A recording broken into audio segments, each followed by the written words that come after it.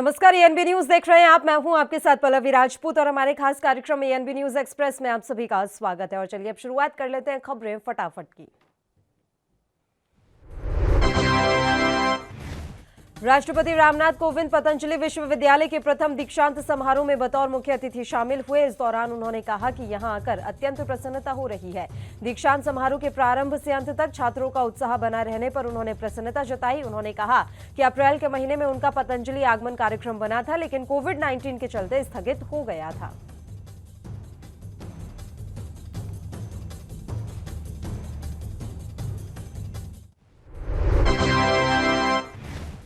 प्रधानमंत्री नरेंद्र मोदी ने मन की बात कार्यक्रम को संबोधित किया। यह मन की बात कार्यक्रम का 83वां एपिसोड था। पीएम मोदी ने कहा कि मुझे सत्ता में जाने का आशीर्वाद मत दीजिए, मैं गरीबों की सेवा के लिए हूं। पीएम मोदी ने कहा कि मैं आज भी सत्ता में नहीं हूं और भविष्य में भी सत्ता में जाना नहीं चाहता। मैं सिर्फ सेवा में रहना चाहता हूं। मेरे लिए ये पद सत्ता के लिए है ही नहीं, सेवा के लिए है।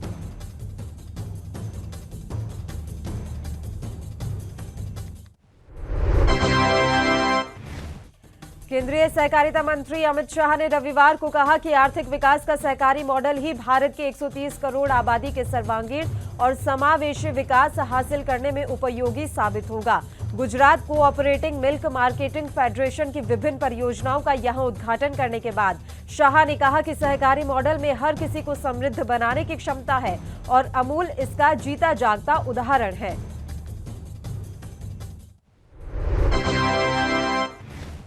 बीजेपी के राष्ट्रीय अध्यक्ष जेपी नड्डा ने रविवार को कहा कि राजनीतिक उद्देश्यों के लिए मन की बात रेडियो कार्यक्रम का इस्तेमाल कभी नहीं करने के लिए प्रधानमंत्री नरेंद्र मोदी की उन्होंने सराहना की। नड्डा ने कहा कि पीएम मोदी ने हमारे देश में त्योहारों की विविधता, पर्यावरण, महिला उत्थान और आयुष्मान भारत के बारे में बात की है। बीजेपी का लक्ष्य है कि वह मई तक सभी 10 लाख बूथों पर मन की बात सुनने और चर्चा करने का इंतजाम करेगी। अपना दल एस की राष्ट्रीय अध्यक्ष और केंद्रीय मंत्री अनुप्रिया पटेल ने कहा कि बीजेपी के साथ अपना दल का गठबंधन पिछले 3 चुनाव से है। उन्होंने कहा कि उत्तर प्रदेश की जनता ने अपना दल और बीजेपी के गठबंधन को दिल से स्वीकार किया है। ये चौथा चुनाव है जिसको हम साथ मिलकर लड़ने जा रहे हैं और सीटों पर हमारी चर्चा अभी चल रही है।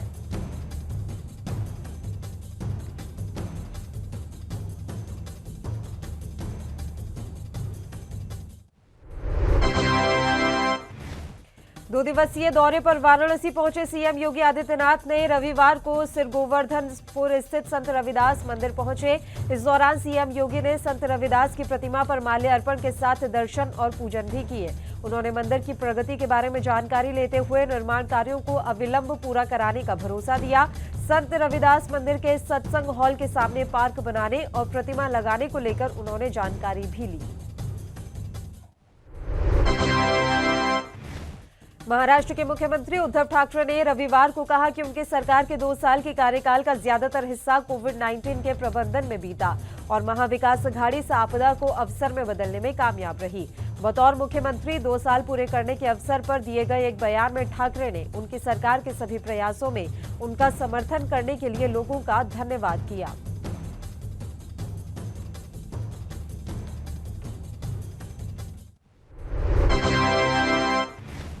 दिल्ली के मुख्यमंत्री अरविंद केजरीवाल ने प्रधानमंत्री नरेंद्र मोदी को चिट्ठी लिखकर उन सभी देशों से आने वाली अंतर्राष्ट्रीय उड़ानों को रोकने का आग्रह किया जहां कोविड-19 के मामले बढ़ रहे हैं। पीएम मोदी को लिखी चिट्ठी में केजरीवाल ने कहा है कि हमारा देश कोरोना से रिकवर हो रहा है। ऐसे में कोविड-19 के नए वेरिएंट को भारत में प्रवेश करने से रोकने के लिए हमें हर जरूरी कदम उठाने की जरूरत है।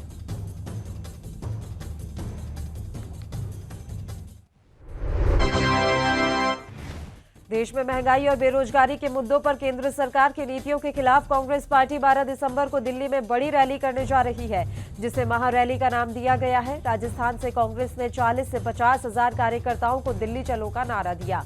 प्रदेश कांग्रेस कमेटी में मुख्यमंत्री अशोक गहलोत और पीसीसी चीफ गोविंद सिंह डोटासरा ने इसकी घोषणा की।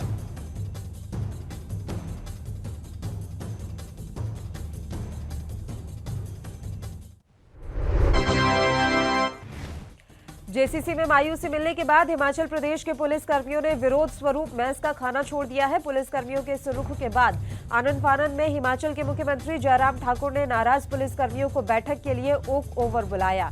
मुख्यमंत्री और उच्च अधिकारियों के साथ पुलिसकर्मियों की उच्च स्तरीय बैठक हुई है।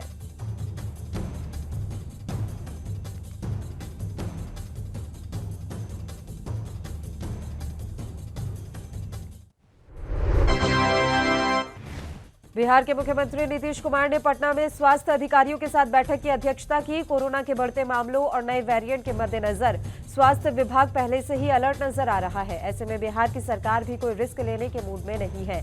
आज इसी कड़ी में सीएम नीतीश कुमार ने पटना में स्वास्थ्य अधिकारियों के साथ बैठक कर तमाम अहम दिशा निर्देश दिए।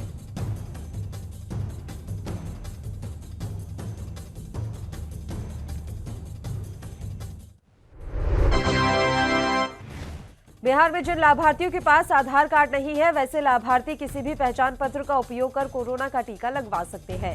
यह बात राज्य के स्वास्थ्य मंत्री मंगल पांडे ने कही। उन्होंने कहा कि सभी जिलों को निर्देश दिया गया है कि कोई भी लाभार्थी किसी भी सूरत में टीके से वंचित नहीं रहे। इसके लिए विभाग मुख्यालय स्तर पर मॉनिटरिंग कर रहा है। राज्य में कोरोना टीकाकरण का आंकड़ा 8 करोड़ के पार हो गया है।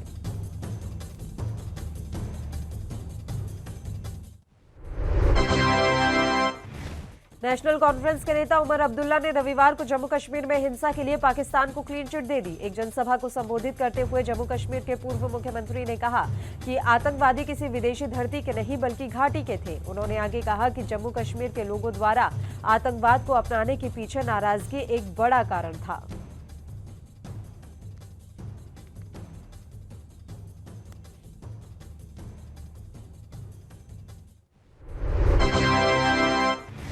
राज्यसभा के सभापति और उपराष्ट्रपति एम वेंकैया नायडू ने भी संसद के शीतकालीन सत्र से पहले रविवार को विभिन्न राजनीतिक दलों के नेताओं की एक बैठक बुलाई। 29 नवंबर से शुरू होने जा रहे संसद के शीतकालीन सत्र में भारतीय जनता पार्टी की ओर से 26 नए विधेयक पेश करने की योजना बनाई गई है।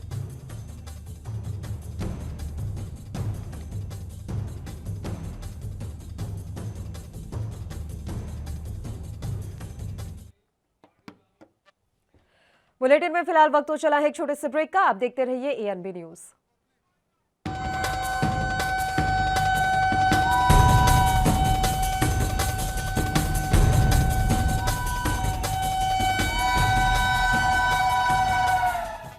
ब्रेक के बाद चलिए एक बार फिर से शुरू कर लेते हैं फटाफट खबरों का सिलसिला। संसद का शीतकालीन सत्र सोमवार से शुरू हो रहा है। सत्र को लेकर सभी राजनीतिक दल अपनी रणनीति बना रहे हैं। सत्र से पहले रविवार शाम को राष्ट्रीय जनतांत्रिक गठबंधन के दलों ने राजधानी दिल्ली में बैठक की। संसद भवन में लोकसभा और राज्यसभा में एनडीए दलों के फ्लोर लीडर्स की बैठक हुई। एनडीए की बैठक के बाद अन्ना द्रमुक ने संसद में सरकार का साथ देने का ऐलान किया है।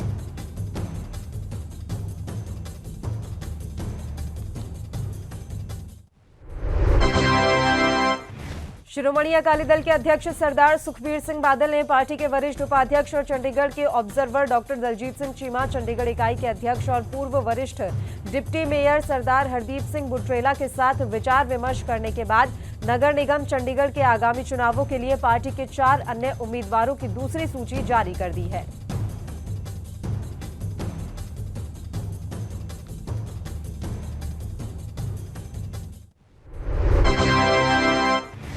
हरियाणा के राज्यपाल और चौधरी देवीलाल विश्वविद्यालय सिरसा के कुलाधिपति श्री बंडारू दत्तात्रेय ने प्रदेश के विश्वविद्यालयों को आत्मनिर्भर बनाने में पूर्व छात्रों से योगदान देने के लिए आगे आने का आह्वान किया। उन्होंने कहा कि पूर्व छात्र अपने मातृ संस्थानों को अपनाएं और विश्वविद्यालय के सरकारी अनुदान को 0 तक ले जाने का लक्ष्य निर्धारित करें।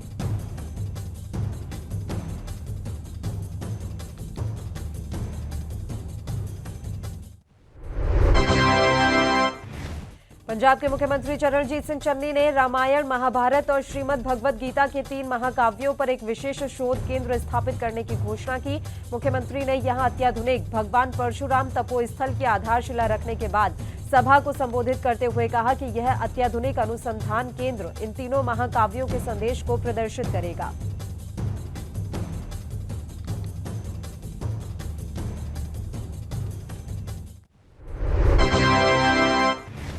हरियाणा के मुख्यमंत्री मनोहर लाल ने कहा कि प्रधानमंत्री स्टार्टअप योजना के माध्यम से छोटे व्यवसाय शुरू करने के लिए बैंकों से ऋण मुहैया करवाए जाते हैं। इसी तर्ज पर हरियाणा में भी मुख्यमंत्री अंत्योदय परिवार उत्थान योजना के माध्यम से गरीब परिवारों के जीवन स्तर को ऊंचा उठाया जाएगा। मुख्यमंत्री ने आज यहां एक प्रेस वार्ता के दौरान सवाल का जवाब देते हुए कहा कि इस योजना में छोटे उद्यमियों को बढ़ावा दिया जा सकता है।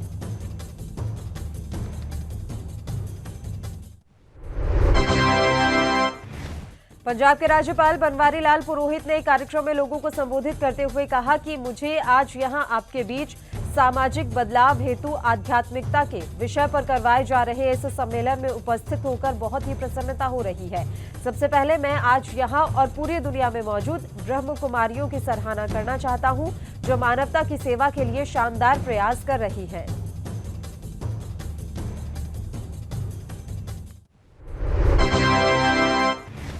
कोरोना के नए स्ट्रेन का खौफ साफ तौर पर दिखने लगा है। कर्नाटक सरकार ने सभी सामाजिक सांस्कृतिक समारोहों के साथ कॉन्फ्रेंस, सेमिनार और एकेडमिक इवेंट्स पर अगले 2 माह के लिए रोक लगा दी है। मैसूर, धारवाड़ और बेंगलुरु में कोरोना के मामले सामने आने के बाद नई गाइडलाइन जारी की गई। बसवराज बोम्मई की सरकार ओमिक्रॉन के कहर को देखते हुए सभी जरूरी कदम उठा रही है।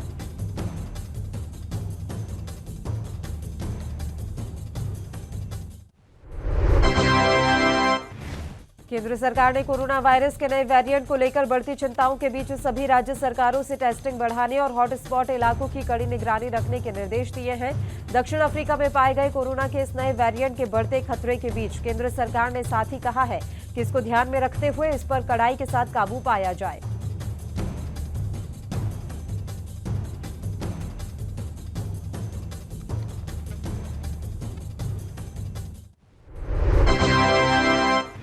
तमिलनाडु में सोमवार को भारी बारिश की आशंका के चलते राजधानी चेन्नई और 6 अन्य जिलों में स्कूल कॉलेज बंद करने का ऐलान किया गया है।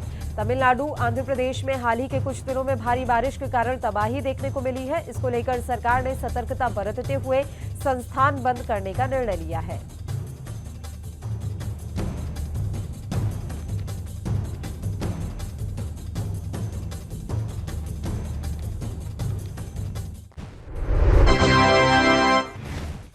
दिल्ली में तमाम कोशिशों के बावजूद प्रदूषण पर लगाम नहीं लग रही है। आज सुबह देश के सबसे प्रदूषित शहरों में दिल्ली दूसरे स्थान पर रहा। वायु गुणवत्ता सूचकांक के मुताबिक दिल्ली की हवा बेहद खराब रिकॉर्ड की गई। हालांकि एक दिन पहले दिल्ली की हवा ज्यादा जहरीली थी, जिसमें मामूली सुधार हुआ है। देश के सबसे प्रदूषित शहरों में पहला स्थान हरियाणा के फरीदाबाद का है।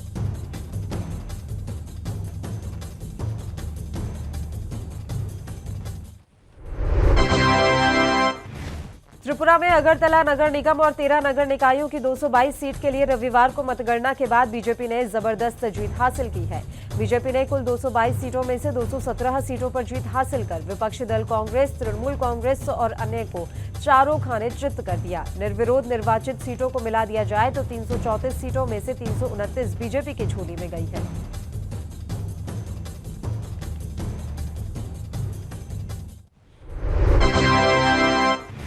यूपी के मैनपुरी में टीईटी परीक्षा में अभ्यर्थी को इलेक्ट्रॉनिक डिवाइस के साथ पकड़ा गया। ये अभ्यर्थी इलेक्ट्रॉनिक डिवाइस के साथ परीक्षा केंद्र के अंदर जा रहा था। उसी समय उसे पकड़ लिया गया। मामला मैनपुरी शहर के किरण सोजिया स्कूल का है। बताया जा रहा है कि अभ्यर्थी का नाम आलोक कुमार है। वह जनपद कन्नौज के नगला मदारी गांव का रहने वाला है। अभ्यर्थी को पकड़ने के बाद उसे पुलिस के हवाले कर दिया गया। पुलिस ने आगे की कार्रवाई शुरू कर दी है।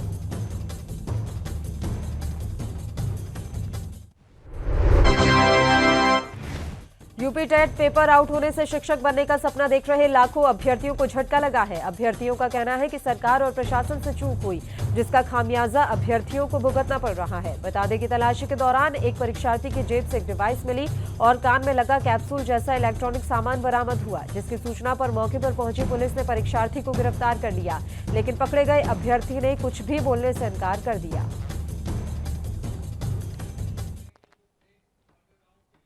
एक और छोटे से ब्रेक के लिए यहां पर रुक रहे हैं। आप देखते रहिए एएनबी न्यूज।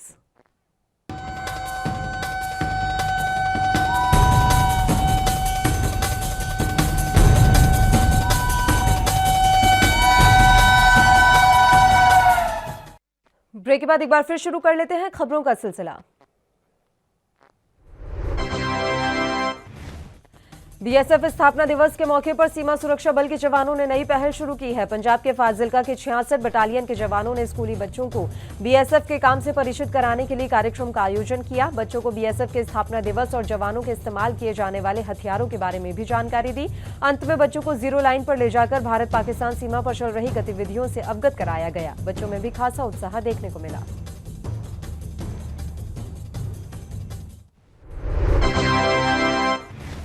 यूपी के सिद्धार्थनगर में बीजेपी ने ट्रैक्टर रैली का आयोजन किया। रैली में प्रदेश सरकार के स्वास्थ्य मंत्री जयप्रताप ने शिरकत की।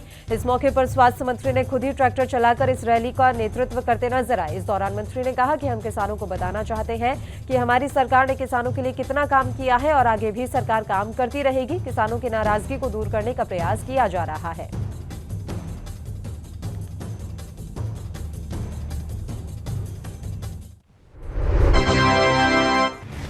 हाल ही में टीएमसी में शामिल हुए कांग्रेस के पूर्व अध्यक्ष अशोक तंवर ने कांग्रेस पर निशाना साधा। तंवर ने कहा कि कांग्रेस साठ गांठ करके प्रदेश में लड़ाई लड़ रही है।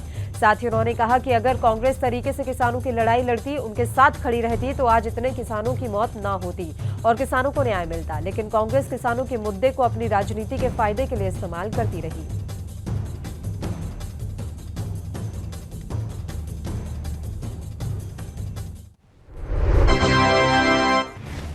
बसपा के राष्ट्रीय अध्यक्ष शिवपाल सिंह यादव सीतापुर कारागार पहुंचे। कारागार में उन्होंने आजम खान से मुलाकात की। शिवपाल के पहुंचने से पहले ही पुलिस प्रशासन काफी मुस्तैद नजर आया।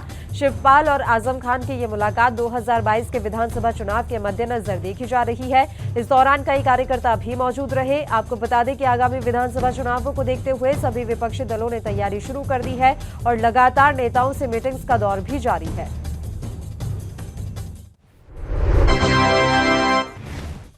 गन पॉइंट पर महिला से रेप के मामले में नया मोड़ आया है। जांच में सामने आया है कि महिला और आरोपी के बीच अवैध संबंध थे। महिला के पति ने पहले भी अपनी पत्नी और उसकी प्रेमी की एसएसपी से शिकायत की थी। महिला का पति अपनी पत्नी और उसके प्रेमी को कई बार आपत्तिजनक स्थिति में देख चुका था। घटना वाली रात भी महिला और उसके प्रेमी को परिवार के लोगों ने साथ में पकड़ा और रेप की झूठी कहानी लिखी गई थी।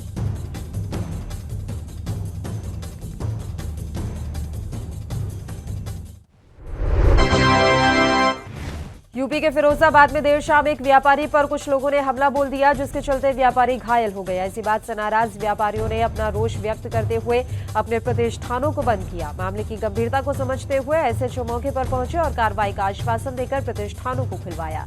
जानकारी के अनुसार ये पूरा मामला सीसीटीवी में रिकॉर्ड हो गया है। पुलिस का कहना है कि सीसीटीवी के आधार पर हमलावरों की तलाश की जा रही है।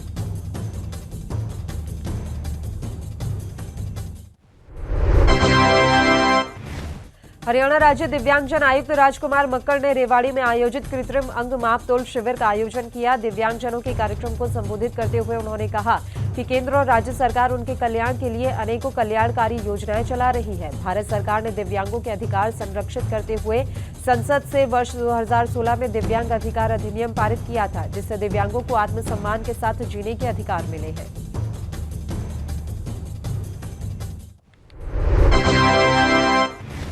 जेजेपी के घोषणा पत्र के अनुसार हरियाणा के 75% युवाओं को प्राइवेट सेक्टर में नौकरियां दिए जाने की घोषणा के समर्थन में जेजेपी के युवा जिला अध्यक्ष नलिन हुड्डा के नेतृत्व में ओल्ड फरीदाबाद में सैकड़ों युवाओं ने धन्यवाद यात्रा निकालते हुए अपनी खुशी का इजहार किया।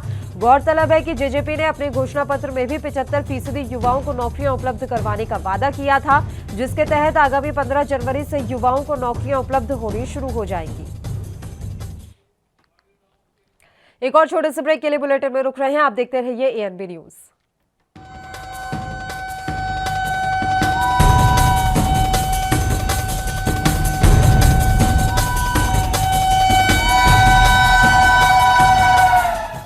ब्रेक के बाद एक बार फिर से आप सभी का स्वागत है। शुरू कर लेते हैं खबरों का सिलसिला। कांग्रेस प्रतिज्ञा रैली पूरे प्रदेश में निकाल रही है। इसी कड़ी में रविवार को फतेहाबाद में आयोजित की गई नदी अधिकार प्रतिज्ञा महारैली में अजय कुमार लल्लू शामिल हुए। इस दौरान लल्लू ने कहा कि कश्यप नदी पर सभी को अधिकार मिलना चाहिए। कांग्रेस पार्टी इनके साथ है। कांग्रेस की सरकार बनने के बाद निश्चित तौर पर सभी को अधिकार मिलेगा। 2022 के चुनावों को लेकर उन्होंने कहा कि 2022 के विधानसभा चुनावों में कांग्रेस पूर्ण बहुमत के साथ अपनी सरकार बनाने जा रही है। राष्ट्रपति रामनाथ कोविंद 2 दिन के उत्तराखंड दौरे पर हैं। इस दौरान राष्ट्रपति कोविंद अपनी पत्नी के साथ ऋषिकेश के परमार्थ निकेतन पहुंचे और पत्नी सविता कोविंद के साथ गंगा आरती की।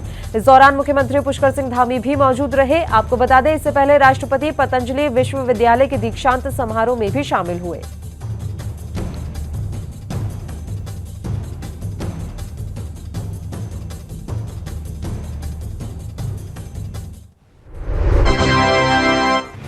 पणजी में भारत के 52वें अंतर्राष्ट्रीय फिल्म महोत्सव का समापन समारोह आयोजित किया गया। इस दौरान केंद्रीय मंत्री अनुराग ठाकुर ने कहा, ओटीटी प्लेटफॉर्म की शुरुआत की गई।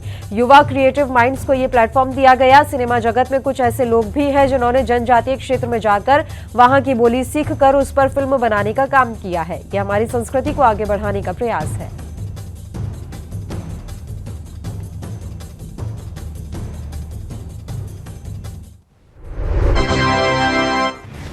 भारतीय किसान यूनियन के नेता राकेश टिकैत सरकार के कृषि कानून वापस लेने के वादे से खुश नजर नहीं आ रहे हैं। एक बार फिर टिकैत ने कहा, किसानों ने 1 साल बहुत झेल लिया। सरकार एमएसपी पर कानून बना दे, नहीं तो हम वहीं के वहीं हैं।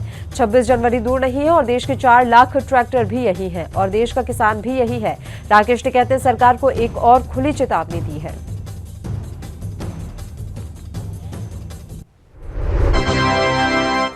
दुनिया भर के लिए चिंता का कारण बन गए कोरोना वायरस के नए वेरिएंट ओमिक्रॉन को लेकर गृह सचिव की अध्यक्षता में रविवार को एक आपातकालीन बैठक का आयोजन किया गया। इस दौरान ओमिक्रॉन वेरिएंट से बचने के लिए सुरक्षा मानकों को बढ़ाने पर चर्चा की गई। बैठक के बाद केंद्रीय गृह मंत्रालय ने कहा कि अंतर्राष्ट्रीय व्यावसायिक उड़ानों को फिर से शुरू करने की तारीख की समीक्षा की जाएगी।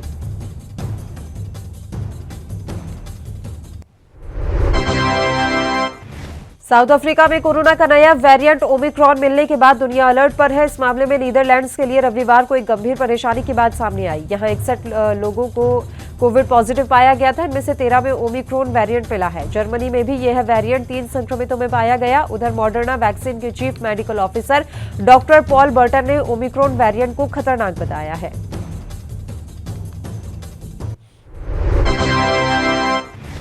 यूपी के अयोध्या में आयुर्वेद कुंभ का आयोजन किया गया, जिसमें कई आयुर्वेद से जुड़े वैद्य पहुंचे। कई तरह की आयुर्वेद से जुड़ी जड़ी बूटियों का प्रदर्शन किया गया। भारत को जड़ी बूटियों का देश कहा जाता है। कोरोना के काल में जड़ी बूटियों की मांग काफी बढ़ी। भारत ही नहीं बल्कि विदेशों में भी भारत में उगने वाली जड़ी बूटियों की मांग रही है। इसी क्रम में भारत की जड़ी बूटियों के बारे में नई पीढ़ी को अवगत कराने के लिए अयोध्या में आयुर्वेद कुंभ का आयोजन किया गया।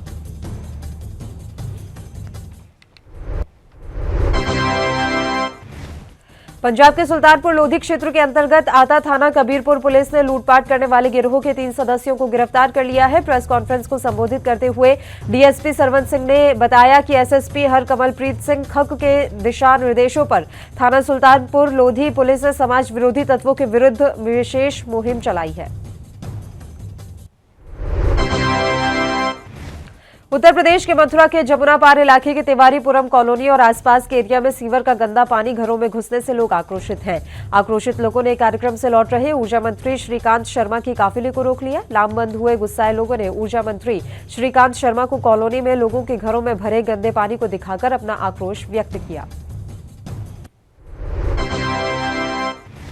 यूपी के अलीगढ़ के एक गांव में मस्जिद के सामने डीजे बजाते बारात गुजरने को लेकर झगड़े से तनाव है। झगड़े के बाद गांव के कुछ लोगों ने अपने घरों पर मकान बिकाऊ है के इश्तेहार लगा दिए हैं। झगड़े को राजनीतिक रंग देने की पूरी कोशिश हो रही है। इस झगड़े को राजनीतिक संगठन और दल अपने राजनीतिक लाभ के लिए और बढ़ा रहे हैं। इस मामले में 5 लोगों को गिरफ्तार किया गया है। मध्य प्रदेश के रीवा जिले के सिरमौर थाना क्षेत्र अंतर्गत उमरी गांव में आज उस वक्त हड़कंप मच गया जब भारतीय जनता पार्टी अनुसूचित जाति के जिला अध्यक्ष सिया शरण साकेत की ओर से महिला के साथ मारपीट किए जाने का वीडियो सोशल मीडिया पर वायरल हुआ, जिसके बाद फरियादी ने मामले की शिकायत थाने में दर्ज कराई। तब पुलिस की टीम ने मामला दर्ज करते हुए जांच शुरू कर दी है।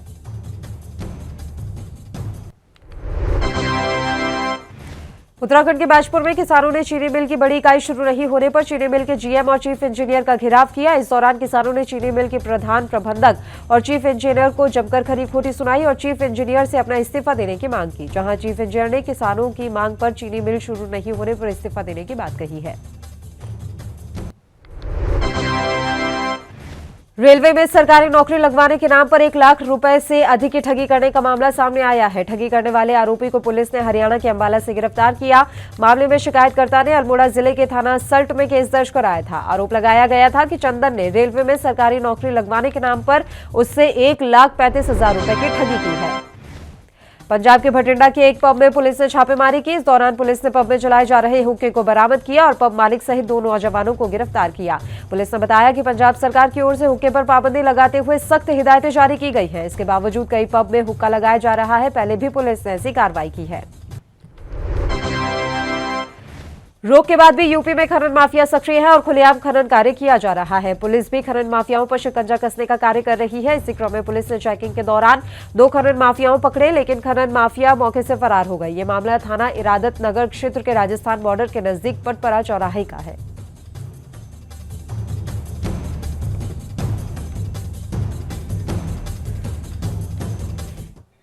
इसी के साथ इस बुलेटिन में फिलहाल के लिए इतना ही। मुझे दीजिए इजाजत। देश और प्रदेश के तमाम ताजा खबरों के लिए आप देखते रहिए ANB न्यूज। नमस्कार।